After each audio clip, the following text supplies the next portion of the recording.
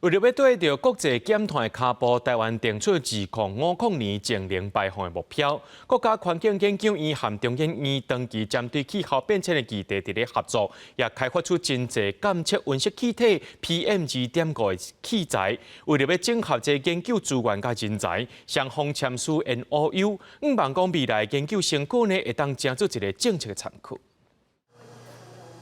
透过机器监测，就当知影空气内底有偌济二氧化碳，另外还有测温室气体甲 PM2.5的机器，这些拢是国家环境研究院和中研院合作开发的器材。为着要整合研究资源甲人才，双方伫20签署合作备忘录。净零排碳这个议题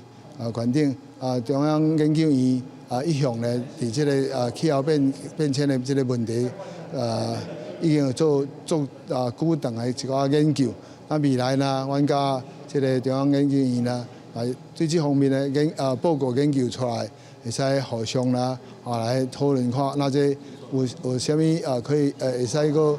做较深入的探讨吼。 国科院和中研院所来的研究合作，要扩大到净零排放、环境治理等等的议题，嘛通做未来政策的参考。为着要对着国际脚步，台湾加2050年净零排放的目标，放入气候变迁因应法内底，而且明年开始要针对排碳大户扣碳费。但是根据台大风险中心的调查，发现伫高碳排产业吃头路的劳工，有50%的人无了解台湾的净零政策和产业转型的目标。如果它是一个 电动运具的产业，这个它的修车的技术、修车厂这些都会影响。行刑的意识越薄弱的话，未来它遇到这个近邻的事件的时候，它没有做准备，到时候就会产生抗争。呼吁呢，这尽速的启动呢跨部会的任务导向的工作协调的机制。这一点是这样子，